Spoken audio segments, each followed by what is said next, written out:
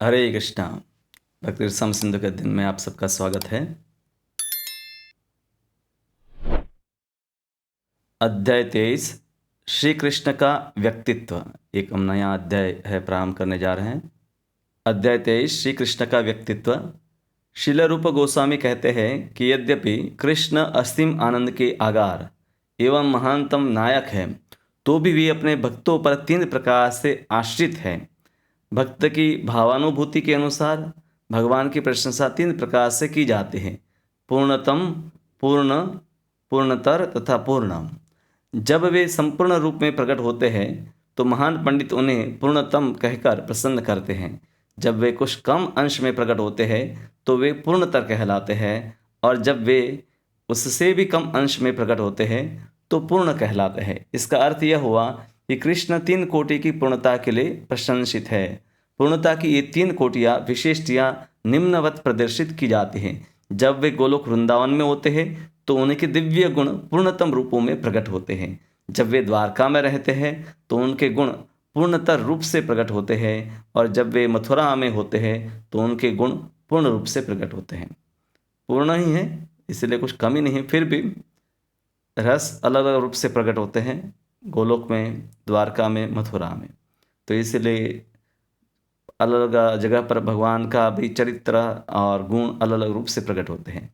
कृष्ण के व्यक्तित्व का विश्लेषण धीरोदात्त, धीर ललित, धीर प्रशांत तथा धीरोद्धत रूप में किया जाता है। यदि कोई यह पूछे कि व्यक्तित्व 4 विरोधी प्रकारों द्वारा किस तरह दृष्टिगोचर होता है, तो इसका उत्तर यही है कि भगवान समस्त दिव्य कार्यकलाप में आगार है। अतएव उनकी अनंत प्रकार की लीलाओं के प्रदर्शन के अनुसार ही उनके विविध पक्षों का विश्लेषण किया जा सकता है, और इस तरह इसमें कोई विरोधाभास नहीं है। सामान्य रूप से किसी व्यक्ति का एक प्रकार का व्यक्तित्व होता है, धीरोदात्त या धीर ललित, धीर प्रशांत, धीरोधत्त, परंतु भगवान में एक ही साथ चारों प्रकार के व्यक्तित्व देखे जाते हैं। धीरोदात्त किसको कहते हैं? जो व्यक्ति स्वभावतः अत्यंत गंभीर, भद्र, क्षमाशील, कृपालु, दृढ़ संकल्प, विनीत, अत्यंत योग्य, पराक्रमी तथा शरीर से आकर्षक होता है, वह धीरोदात्त है।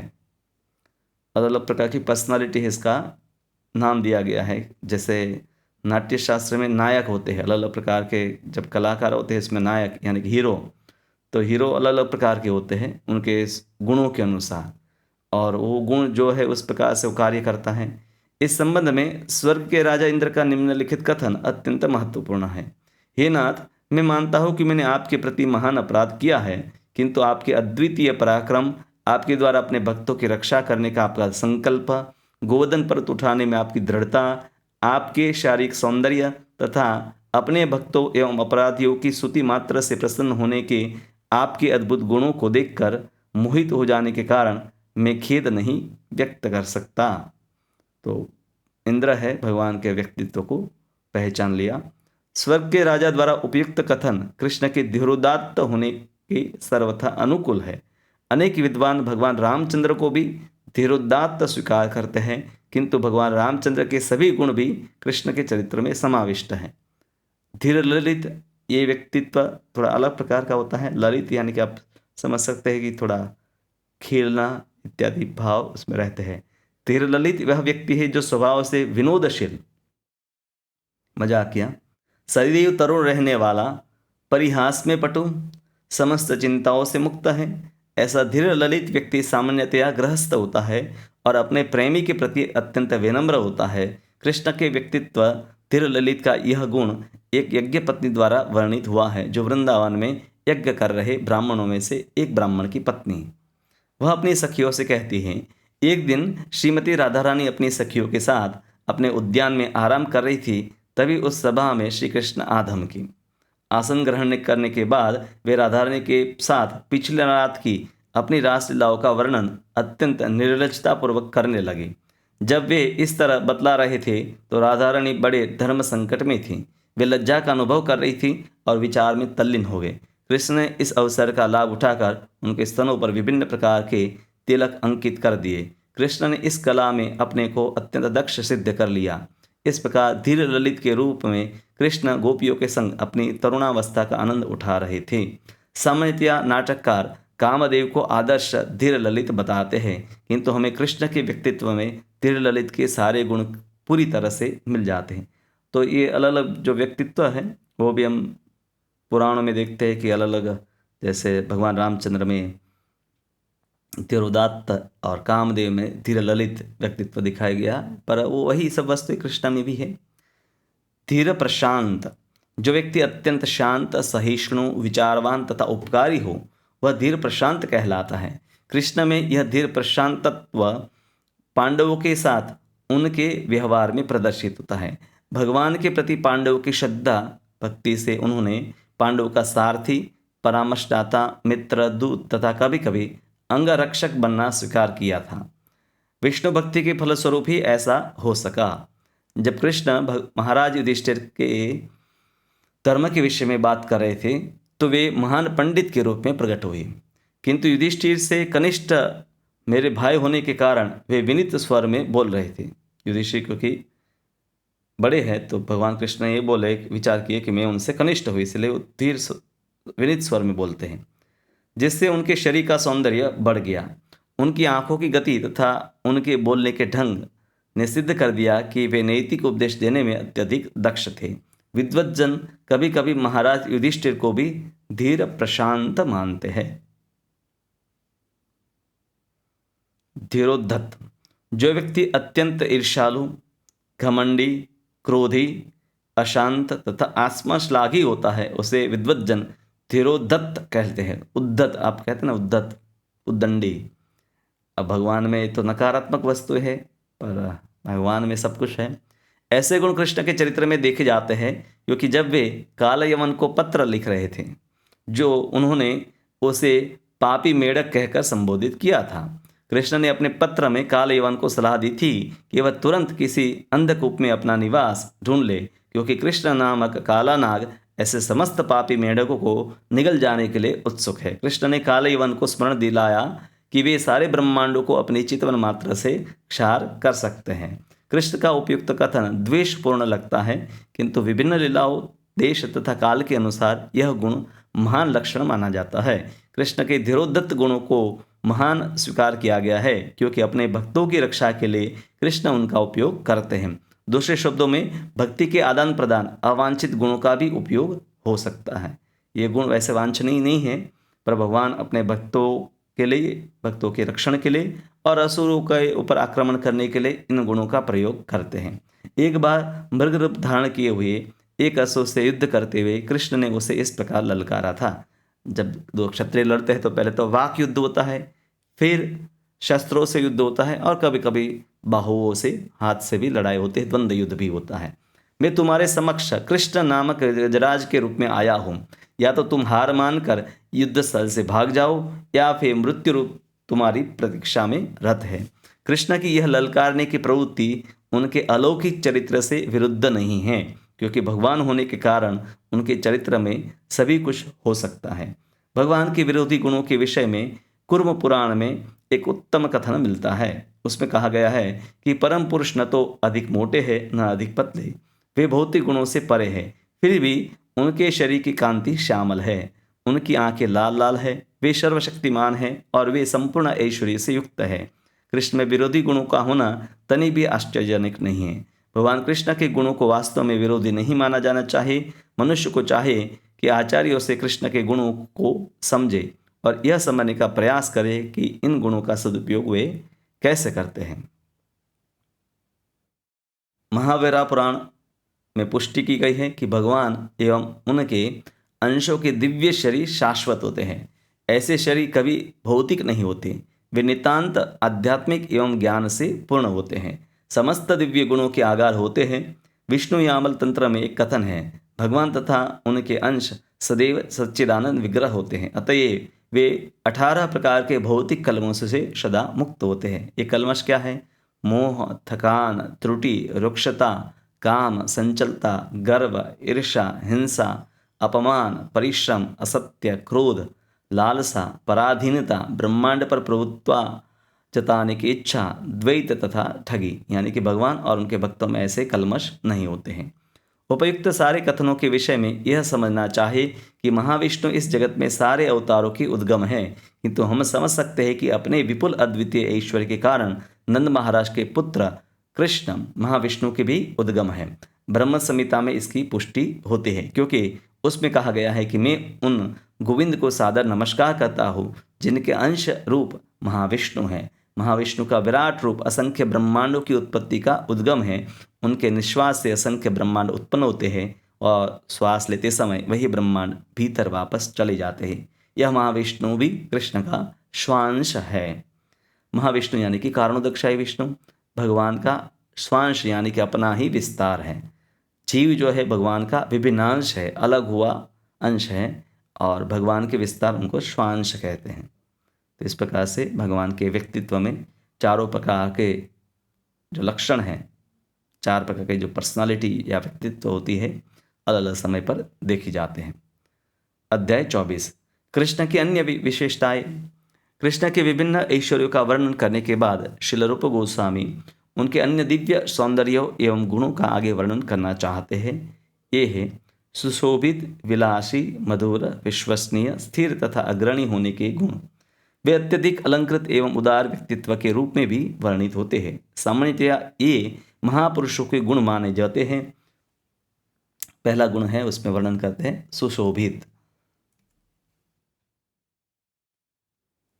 वह मनुष्य महान कहलाता है जो दिनों के प्रति अत्यधिक दयालु, अत्यंत शक्तिशाली, श्रेष्ठ पराक्रमी, उत्साही, दक्ष तथा सत्यनिष्ठ होता है।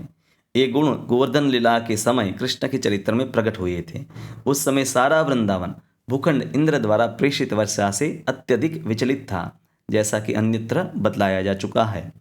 पहले तो कृष्ण ने विचार किया कि स्वर्ग को नष्ट करके इंद्र से अपना बदला ले लो, किंतु जब उन्होंने यह सोचा कि स्वर्ग का यह राजा इतना तुच्छ है, तो उन्होंने अपना विचार बदल दिया। वे इंद्र के प्रति दयार्द हो उठे। कृष्ण के क्रोध को सहा नहीं जा सकता, अतएव इंद्र से बदला न लेकर उन्होंने वृंदावनवासियों की रक्षा करने के लिए समग्र गोवर्धन पर्वत को उठा लिया और इस तरह अपने मित्रों के प्रति दया भाव का प्रदर्शन किया। तो ये भगवान की विशेष रूप से सुशोभित होना एक गुण को बताता है। विलासी, जो पुरुष सदैव प्रसन्न रहता है और हंसकर बोलने का आदी होता है, विलासी कहलाता है। यह विशेषतया कृष्ण में तब देखी गई जब वे राजा कंस के यज्ञ स्थल में प्रकट हुए थे। ऐसा वर्णन आता है कि जाजीवनयन कृष्ण मल्लों के बीच अविनित हुए, बिना प्रविष्ट हुए, दृढ़ता से उन पर दृष्टि फेरी और उन सबों को ऐसे प्रतीत हुआ मानो कोई हाथी किन्हीं पौधों पर प्रहार कर रहा हो। तो भगवान वहाँ विनीत नहीं हुए, भगवान विनीत हुए बिना ही वहाँ प्रकट हुए और उनकी दृष्टि से मल्लों को ऐसा अनुभव हो रहा था और इस तरह वे वीरतापूर्वक मल्ल युद्ध के रंगमंच पर खड़े हो गए। अत्यंत मधुर एवं वांछनीय गुणों वाला होता है, उसके व्यक्तित्व को माधुर्य कहा जाता है। श्रीमद् भागवत में इसका वर्णन, जो कृष्ण के माधुर्य स्वभाव का एक दृष्टांत है, इस प्रकार है। एक दिन कृष्ण यमुना तट पर श्रीमती राधा रानी की प्रतीक्षा करते हुए कदम के वृक्षों की माला गूंथने लगे। उसी तरह श्रीमती राधा रानी वहाँ प्रकट हुई। उस समय मुरारी ने अत्यंत मृदु चितवन से राधा रानी को देखा। तो ये भगवान का दूसरा जो है माधुर्य, उसका वर्णन किया जा रहा है। विश्वसनीय, जो व्यक्ति सभी परिस्थितियों में विश्वास पात्र बना रहता है वह विश्वसनीय है। इस संबंध में श्रील रूप गोस्वामी कहते हैं कि असुरों को भी कृष्ण पर विश्वास था, क्योंकि वे जानते थे कि कृष्ण अकारण उन पर आक्रमण नहीं करेंगे। इसलिए वे अपने द्वार खुले रखकर श्रद्धा और विश्वास के साथ रहते थे और देवता लोग असुरों से भयभीत रहते हुए भी आश्वस्त थे कि कृष्ण उनकी रक्षा करेंगे। यानी कि सूर और असुर दोनों को भगवान के ऊपर विश्वास है। अतः खतरे के होते हुए भी वे खेल कूद के कार्यकलापों में मग्न थे। देवताओं को विश्वास था कि भगवान हमारी रक्षा करेंगे, इसीलिए वो खेल कूद में मस्त रहते थे, और असुर को विश्वास था कि भगवान हमारे पर आक्रमण नहीं करेंगे बिना बताए, और इसीलिए वो निश्चिंत होकर द्वार खुले होकर सो जाते थे। जिन लोगों ने कभी भी वैदिक संस्कार का पालन नहीं किया था, उन्हें भी विश्वास था कि कृष्ण केवल श्रद्धा एवं भक्ति को मानते हैं, अतः वे कृष्ण भावनावृत्त में लगे रहकर समस्त चिंताओं से मुक्त थे। दूसरे शब्दों में देवताओं से लेकर असभ्य मनुष्य तक सभी लोग भगवान की अहेतु की कृपा पर निर्भर रह सकते हैं। स्थिर, जो व्यक्ति प्रतिकूल परिस्थितियों में भी विचलित नहीं होता वह स्थिर कहलाता है। कृष्ण में स्थिरता का यह गुण बाणासुर को दंडित करते समय प्रकट होता है। बाणासुर के उनके हाथ थे, अनेक हाथ थे, और कृष्ण उन्हें एक एक करके काटते जा रहे थे। 1000 हाथ बाणासुर के थे। वह शिव तथा दुर्गा देवी का महान भक्त था। अतएव जब बाण को दंड दिया जाता था तो शिवजी तथा दुर्गा दोनों कृष्ण पर अत्यंत रुष्ट थे, किंतु कृष्ण ने उनकी परवाह नहीं की। तो ये भगवान का है स्थिर होना, यानी कि कठिन परिस्थितियों में भी है अपने धैर्य को नहीं गुमाना दिखाता है। भगवान का एक और गुण है तेजवान। जो व्यक्ति हर एक के मन को प्रभावित कर सके वह तेजवान कहलाता है। तेज के विषय में श्रीमद् भागवत में सुखदेव गोस्वामी राजा परीक्षित को बतलाते, हे राजन, श्री कृष्ण मल्लों के लिए वज्र के समान है, सामान्य व्यक्तियों के लिए वे सर्वाधिक सुंदर पुरुष हैं, तरुणियों के लिए वे कामदेव हैं, गोपों तथा गोपियों के लिए वे अत्यंत घनिष्ठ संबंधी है, अपवित्र राजाओं के लिए वे परम शासक, अपने माता पिता नंद यशोदा के लिए बालक, भोजराज कंस के लिए साक्षात मृत्यु, मंदबुद्धि मूर्खों के लिए शिलावत, योगियों के लिए परब्रह्म स्वरूप और वृष्णियों के लिए परमेश्वर है। तो अलग अलग लोगों ने भगवान कृष्ण को अपनी अपनी भावना के अनुसार देखा उस कंस की यज्ञशाला में। इस प्रकार अग्रणी रूप में कृष्ण अपने ज्येष्ठ भ्राता बलराम सहित उस यज्ञशाला में प्रकट हुई। जब समस्त रसों के आगार श्री कृष्ण कंस की शाला में उपस्थित थे तो वे विभिन्न रसों से संबंध लोगों को पृथक पृथक रूप में दिखे। भगवद गीता में कहा गया है कि हर व्यक्ति को अपने संबंध अनुसार भगवान दिखलाई देते हैं। कभी कभी विद्वज्जन तेजवान का अर्थ ऐसे व्यक्ति से लगाते हैं जो उपेक्षित होने पर असहनीय बन जाता है। कृष्ण की यह विशेषता तब दिखी जब कंस महाराज नंद को अपमानित कर रहा था। वसुदेव कंस को मारने के लिए कृष्ण की सहायता याचना कर रहे थे और कृष्ण कंस को वेश्या की सी लुभावनी दृष्टि से देख रहे थे तथा कंस पर कूद पड़ने को उद्यत हो रहे थे। तो ये जब भगवान मथुरा में पहुंचे यज्ञशाला में तब ये सब घटनाएं हुई थी। अत्यधिक श्रृंगारी यानी कि ललित, जो व्यक्ति अपने को अलंकृत करने का अत्यंत इच्छुक होता है वह ललित कहलाता है। कृष्ण में ये गुण दो प्रकार से पाया जाता है। कभी कभी वे श्रीमती राधा रानी को विविध चिन्हों से अलंकृत करते थे और कभी कभी जब वे अरिष्टासुर जैसा असुर का वध करने को तैयार होते थे तो वे अपने आप को सुचारू रूप से सजाते थे। उदार, जो व्यक्ति अपने आप को किसी भी को समर्पित कर सकता है ये उदार कहलाता है। कृष्ण से बढ़कर कोई उदार नहीं हो सकता क्योंकि वे अपने भक्त को पूर्णतया आत्मसमर्पित करने को उद्यत रहते हैं। चैतन्य महाप्रभु के रूप में कृष्ण उसको भी आत्मसमर्पण करने एवं उसका भी उद्धार करने को उद्यत रहते हैं जो उनका भक्त नहीं होता। अगर वो भी है भगवान के शरण में आ जाता है तो भगवान अपने आप को उस व्यक्ति को दे देते हैं। यद्यपि कृष्ण हर एक से स्वतंत्र है किंतु अपनी अहेतु की कृपावश वे धार्मिक उपदेश के लिए गर्ग ऋषि पर सैन्य कला सीखने के लिए सात्यकी और सदुपदेश के लिए अपने मित्र उद्धव पर आश्रित रहते हैं। तो भगवान उदार है, इसीलिए उदारता से ही वो अन्य लोगों पर अपना आश्रय स्वीकार करते हैं। तो ऐसे भगवान के और अनेक गुण हैं जिसका वर्णन इस 2 अध्याय में किया गया। तो 64 गुणों, उसके बाद 4 प्रकार के व्यक्तित्व और कुछ अधिक गुणों की चर्चा इन 3 अध्यायों में भगवान के दिव्य गुणों की चर्चा हुई है। अब आगे अध्याय 25 है जिसमें भगवान कृष्ण के भक्त होते हैं, भक्त के 26 गुणों का वर्णन किया जाएगा। हरे कृष्ण।